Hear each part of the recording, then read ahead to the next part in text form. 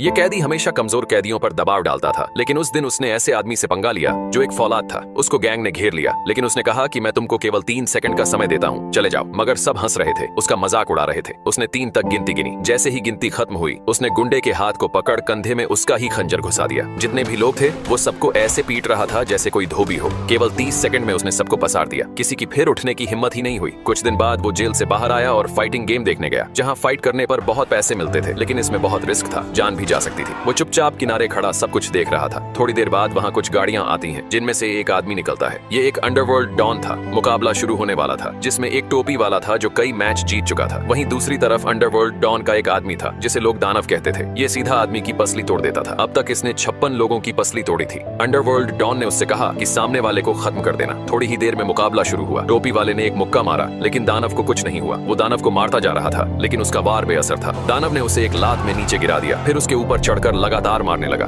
उसकी भी पसली टूट गई। दानव इस फाइट को जीत गया था। अंडरवर्ल्ड डॉन को उस आदमी ने पैसे दिए जिसका आदमी हार गया था। आदमी टेंशन में कार के अंदर बैठा, तभी पीछे वाली सीट पर वही आदमी दिखा जो जेल से छूटा था। उसने कहा कि मुझे भी फाइट करनी है और मैं जीत गया तो 60% मैं रखूंगा। लेकिन फाइट कराने वाले ने कहा, ये कोई बच्चों की फाइट नहीं है और वैसे भी तुमको कोई एक मुक्के में नीचे गिरा देगा। लेकिन कैदी ने उसे पैसों का लालच दिया, जिस वजह से वो मान गया। आदमी कैदी को अंडरवर्ल्ड डॉन के पास लेकर गया कि वो दानव से लड़ेगा, लेकिन डॉन ने उसका मजाक उड़ाया और कहा कि पहले छोटे फाइटर से लड़ लो, तुम्हारे बस का नहीं है। इतनी बेइज्जती के बाद भी कैदी चुप रहा। फिर उसने पहले मुकाबले में हिस्सा लिया। जिससे मुकाबला होने वाला था वो बहुत ताकतवर था, लेकिन कैदी ने उसकी कमजोरी पहचान ली। जब मुकाबला शुरू हुआ तो गुस्से से सामने वाले ने हमला किया, पर कैदी ने एक लात उसकी गोटी पर मारी, फिर उछलकर मुंह पर एक बार में मारा। कैदी फाइट को जीत गया। फाइट करवाने वाला बहुत खुश हुआ। फिर कैदी ने दूसरी फाइट में हिस्सा लिया। इस बार भी ताकतवर फाइटर से सामना हुआ, लेकिन कैदी ने पहचान लिया कि एक मुक्के में इसकी कहानी खत्म है, और वही हुआ। उसने घूमकर एक मुक्का मारा। एक ही मुक्के में वो ढेर हो गया। सभी लोग बहुत हैरान थे। इस तरह कैदी हर बार छोटे मुकाबले जीतता रहा। आखिरकार वो दिन भी आ गया। फाइट करवाने वाला डॉन के सामने था। उसने डॉन को चैलेंज किया और बहुत मोटा पैसा दांव पर लगाया। सामने दानव था,